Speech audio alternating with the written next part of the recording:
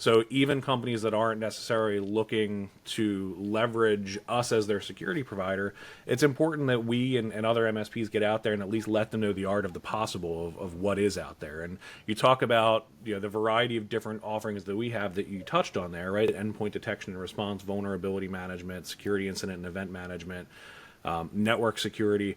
You can imagine all of those things independently and the challenge that comes with them. Not to get too much like an infomercial, but one of the things that I find most impressive with the way we've approached this problem at XTIUM is our approach to MDR is really as an aggregation utility, right? So we take an umbrella approach where we have an overlay that lives over all of these different tool sets that can consolidate the data from them and then leverage artificial intelligence and a number of other things to really expedite that ability to respond, remediate, and automatically remediate as much as possible. So Dan, coming back to you, what's the impact been like there from a mean time to respond or a mean time to remediate within the organization?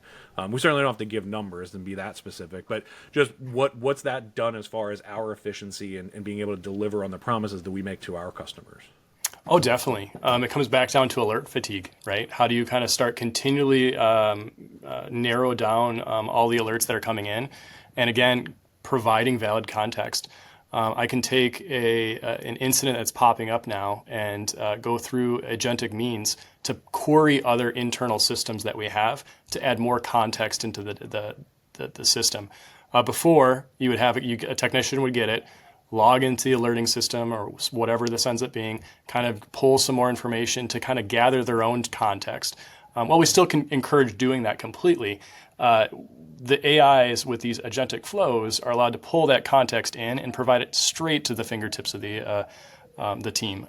Just for that, right? It's just technician satisfaction, so they have a little bit more information quicker, and just mean time to resolution goes down substantially just because of the context that's added to the ticket. And Russ, from a leadership perspective, having been in an organization like this, both kind of pre and post the implementation of these types of tools, what has that done in your view from a customer satisfaction perspective? Well, I just in general, I've had the opportunity to help lead many technology organizations, and really across the board, most companies fail in focusing on the customer, right? They're always focused on the new customer, the new prospect. How do they close that new deal? And they're forgetting, how are we doing on delivering on our promise? It's a huge problem out there.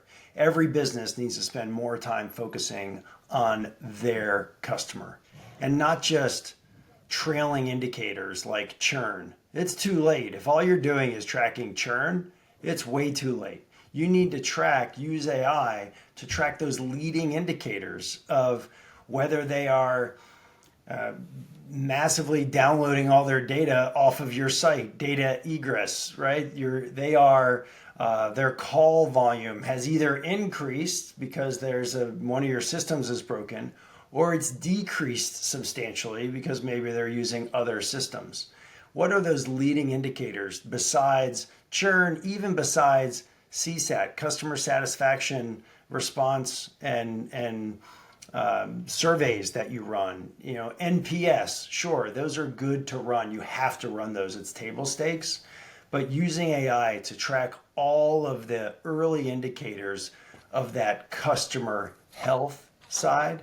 And when it comes to security, it's usually too late, right? Just to finish up on security, I think one of the things I see just coming into new technology companies and working with our new customers is that for instance, the compliance issues that they have, and maybe they've hit the targets with the previous compliance auditors, but maybe they've become friends with them, and their auditor is just coming in and saying, not looking under the covers enough, and just providing an audit report that says, okay, what'd you do this year or what'd you do last year? And it's just an addendum to what they did last year. It's why we have a new compliance as a service practice. So going in, and you have to ask yourself the tough questions. I think everyone should replace their compliance auditors. Just you should do it every couple years, right? Or just go around, right? Switch around every year. Use someone and then switch, and make sure that you have someone that is not allowing the company to drink its own Kool-Aid, to sit there and believe its stories and to say we're good enough. Because I think it starts with humility, success, knowing that in order to be successful, you have to make your customers successful. And you have to understand, with the rate of change of technology today, what you did last week is not good enough this week. So you're not doing enough. So they do have to change. And that's why, I love working with all of our clients. I was just with a client on Monday, talking to a CTO of a very large public organization, and all of the changes that he is implementing and he's leaning into. And it's invigorating to see people leaning forward and changing. But you have to make sure it's just not your pet projects. How are you making sure that your team, they're being challenged as well? And that's a big risk, to make sure that you put in place the right practices so your team is getting asked the tough questions, not just by you.